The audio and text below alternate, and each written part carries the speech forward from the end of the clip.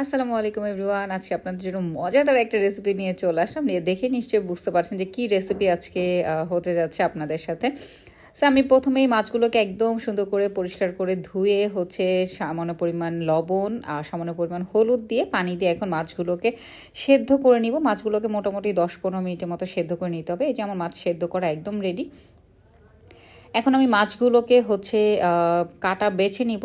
আপনারা একটু খেয়াল করে দেখবেন যে আমি কিভাবে মাছের কাটাগুলো বেছে নিচ্ছি। মাছগুলোকে একদমই কাটা দিয়ে ঘাটা ঘাটা করা যাবে না, কারণ অনেকে মাছ বাছতে জানে না বলে টাকি মাছের ভর্তা খেতেও চায় না। টাকি মাছটা বাছতে অনেক কষ্ট হয়, কাটা একটু বেশি এই কারণে। আর যদি এমন একটু সুন্দর করে ভাজে ভাজে কাটাগুলো বেছে নেন, তাহলে কিন্তু কষ্টটা একটু কমে আসে, ঠিক আছে। আর শীতের দিনে এই টাকি মাছের ভর্তা খেতে কিন্তু অন্য রকম মজা লাগে। আর শীতের দিনে আমাদের বাসায় এই টাকি মাছের ভর্তাটা ছোট বড় সবাই অনেক বেশি পছন্দ করে, আমি নিজেও অনেক বেশি পছন্দ করি। যদিও একটু কষ্ট হয় এই ভর্তাটা করতে, তারপরেও অনেক বেশি মজা লাগে খেতে। সো এই যে মাঝে মাঝে মনে হয় যে এত কষ্ট করে আমি একা মাছগুলো বাছবো আর সবাই মিলে খাবে, তারপরে মনে হয় যেন না, এটাতেই হয়তো বা শান্তি। কারণ সবাই যখন খেয়ে খুব মজা বলে, খেয়ে যখন খুব তৃপ্তি পায়, তৃপ্তি সহকারে ভাত একদম পেট ভরে খায়, তখন আসলে এটাতেই শান্তি লাগে। যাই হোক, আপনারা অবশ্যই বাসায় করে খাবেন। আর শীতের দিনে এই মাছের ভর্তাটা না হলে মনে হয় যেন শীতটা একদম ইনকমপ্লিট থেকে যায়।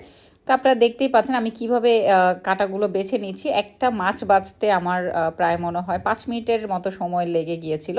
সেইখানে হাফ কেজির মতো মাছ ছিল। এখন মাছ বেছে বাকি যে মাছের জুসগুলো ছিল, আমি ওই জুসগুলোকে নিয়ে এই যে বাছা মাছের সাথে একদম মেখে নিব। তার সাথে 1 কাপ পরিমাণের পেঁয়াজ আর কিছু ধনিয়া পাতা, হাফ কাপের মতো ধনিয়া পাতা আমি হাতে মেখে এখানে সাইডে রেখে দিব। তারপরে বাকি যে 1 কাপের মতো পেঁয়াজ কাটা ছিল, তারপরে ছিল কাঁচামরিচের কুচি। একদম বেশি করে একটু কাঁচামরিচ দিতে হবে যেন খেতে একটু ঝাল ঝাল হয়। আর এই টাকি মাছের ভর্তা একটু ঝাল ঝাল না হলে কিন্তু একদমই ভালো লাগবে না। আর এখানে আমি পরিমাণ মতো তেল নিয়ে নিলাম। তেল কিন্তু খুব কম দেওয়া যাবে না, তেলের পরিমাণটা কম হলে কড়াইয়ের গায়ে কিন্তু মাছ লেগে আসবে। এই যে দেখেন, পেঁয়াজের কালারটা যখন এমনটা হয়ে আসবে, একদমই লাইট ব্রাউন কালারও বলা যাবে না, আবার একদম সাদামাটাও বলা যাবে না। আপনারা একটু বুঝে নিন কালারটা দেখে যে কেমনটা হলে আপনাদের মাছটাকে অ্যাড করে দিতে হবে। তারপর যে মাখানো মাছটা ছিল, আমি সেখানে সেই মাছগুলো কড়াইতে দিয়ে একটু ভাজা ভাজা করে নিব। আর একটু সময় ধরে চুলাটাকে মিডিয়াম আঁচে নিয়ে ভাজা ভাজা করতে হবে। ভাজা ভাজা না হলে কিন্তু খেতে একদম পানসে লাগবে। আমার মাছ ভাজা ভাজা হয়ে গেছে, একদম রেডি। এখানে আমি নামানোর আগে কিছু বাকি যে ধনিয়া পাতাগুলো ছিল, ধনিয়া পাতাগুলো দিয়ে একটু নাড়াচাড়া করে নামিয়ে নিব। আর ধনিয়া পাতাগুলো দিয়ে কিন্তু খুব বেশি নাড়াচাড়া করা যাবে না। আমি এখানে একটু টেস্ট করে নিচ্ছি লবণটা ঠিক আছে কিনা। লবণটা একদম ঠিক হয়েছিল, আলহামদুলিল্লাহ।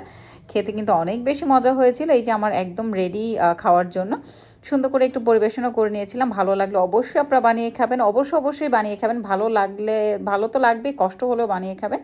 আর ভিডিওটাকে শেয়ার করে পেজে লাইক দিয়ে আমার সাথে থাকবেন। আল্লাহ হাফেজ, টেক কেয়ার, আসসালামু আলাইকুম।